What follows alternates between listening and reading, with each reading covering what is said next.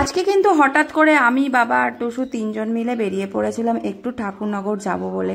আর যেহেতু ঠাকুরনগরেই সামনেই মানে হচ্ছে মেলা, অনেক বড় করে মেলা হয়, তো সেই কারণে কিন্তু আমরা ভাবলাম চলো মেলার সময় হয়তো নাও যেতে পারি, আর অনেকটা ভিড় হয় ট্রেনে, তার জন্য কিন্তু আমরা আজকে একটু আগে আগেই বেরিয়ে পড়লাম। আর আমরা কিন্তু এখন ট্রেনে বসেও পড়েছি।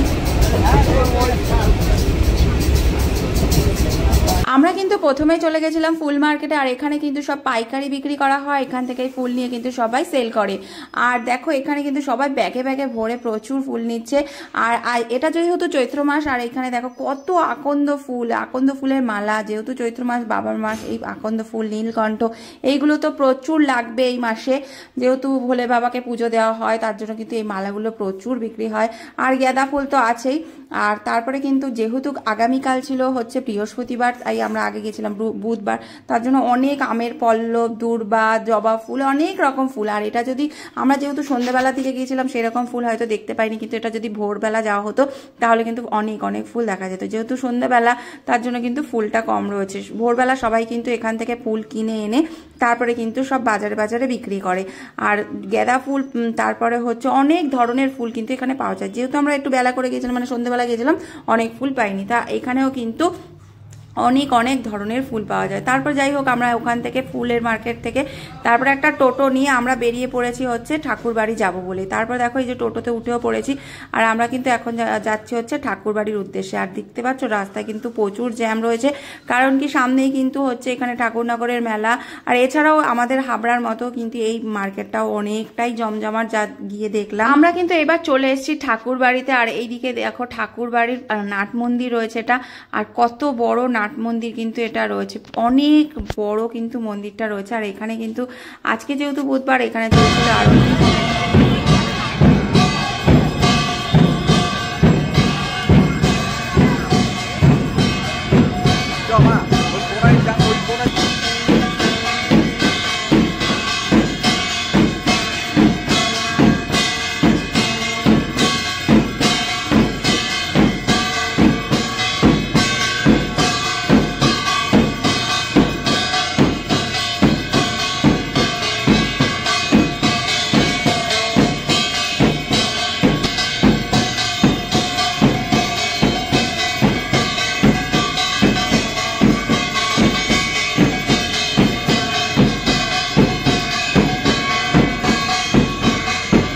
আমরা কিন্তু এখানে দাঁড়িয়ে আছি। আর তোমাদের সাথে একটু শেয়ার করি, যেহেতু ঠাকুরনগরের মেলা আর সামনের বুধবার থেকে, তো সেই কারণে কিন্তু অনেক দোকান এখন থেকেই বসে পড়েছে।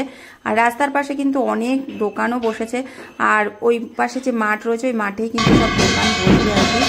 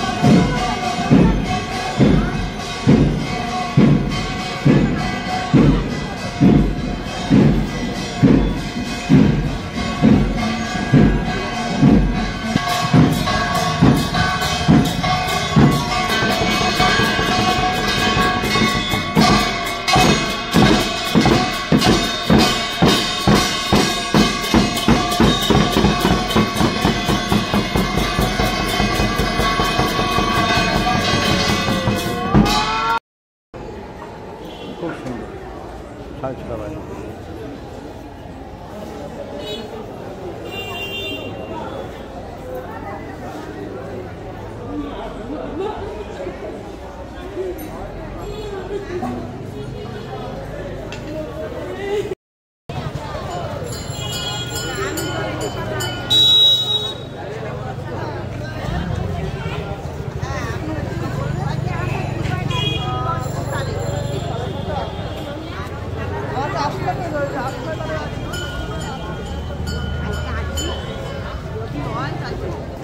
এই হলো সেই ঠাকুরবাড়ির পুকুর যেখানে কিন্তু অনেক অনেক মানুষের ঢল নামে, যেই দিন স্নান হয় আর কি। আর বুধবার কিন্তু স্নানের দিন, তো সেই দিন নাকি প্রচুর প্রচুর লোক হয়। আমি কিন্তু কখনো যাইনি, তো ওখানকার আশেপাশে যারা আছে তাদের মুখেই শুনলাম। আর চারিদিকটা দেখো কত সুন্দর ঘাট বাঁধানো রয়েছে।